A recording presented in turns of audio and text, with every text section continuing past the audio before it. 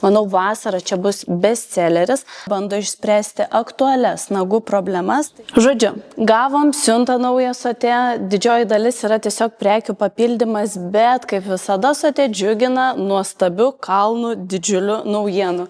Jau vienos naujienos įsirikiavusios man už nugaros spėjau užpakuoti, tai yra naujos LED lempos, jas manau parodysiu truputį vėliau, o dabar keliaujam prie saldainiukiškų dalykų, kurie tikrai jūs sužavės.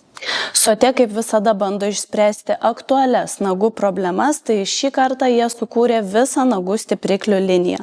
Kuom aš labai džiaugiuosi ir ko tikrai pajautėm jau poreikį būtent nuo šios šaltojo sezono, tai Sotė išleido 2 stipriklius. Tai pirmasis yra štai toks pieniškas, jis yra stipriklis ploniems besisluoksniuojantiems nagams, turi šiek tiek drėkinimo savo sudėtyje, yra baltos pieniškos spalvos, tokios pakankamai tikrai maskuojančios. Na, o rožinės spalvos stipriklis skirtas stipriai pažeistiems nagams, kurie turi net mechaninių pažeidimų. Tai reiškia tom, kurių nagai yra labai stipriai nukentėję, tikrai turėtų rinktis labiau rožinį variantą. Abudu tinka po gelinio lakavimo nusiėmimo. Tokios kaip papildomos priemonės, tai yra nagų lako džioviklis, kuris yra ne kaip lakas, bet lašiukai. Tai tiesiog norint, kad greičiau išdžiūtų stipriklis ar bet koks paprastas nagų lakas, užlašinsime vieną lašiuką ir jisai minutės arba 2 pagalba jį sudžiovins. Kitas produktas yra viršutinis sluoksnis. Jo ypatinga savybė, kad jisai duoda veidrodinį blizgesį ir labai greitai džiovina. Tai mes turim 2 efektus viename, ar ne, kad tai yra apsauga ir greitas džiovinimas ir ypatingas blizgesys. Kuom ypatingos viso šitos Sotė priemonės, kad jas galima kombinuoti ir naudoti su kitom savo turimom paprastų nagų lakų sistemom. Taigi drąsiai tiks ir draugaus su kitais paprastais nagų lakais. Ir paskutinė nauja priemonė, tai yra odelių priežiūros priemonė, minkštiklis odelių šalinimui.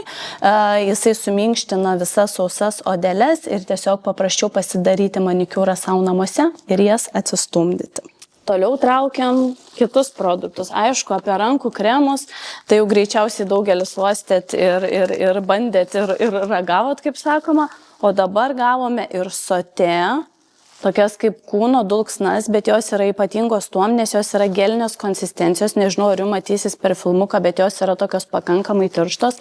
Manau, vasara čia bus bestselleris. Pasižiūrėkite, yra smulkus blizgučiai. Šita kūno dulksna, jinai atstoja kremą.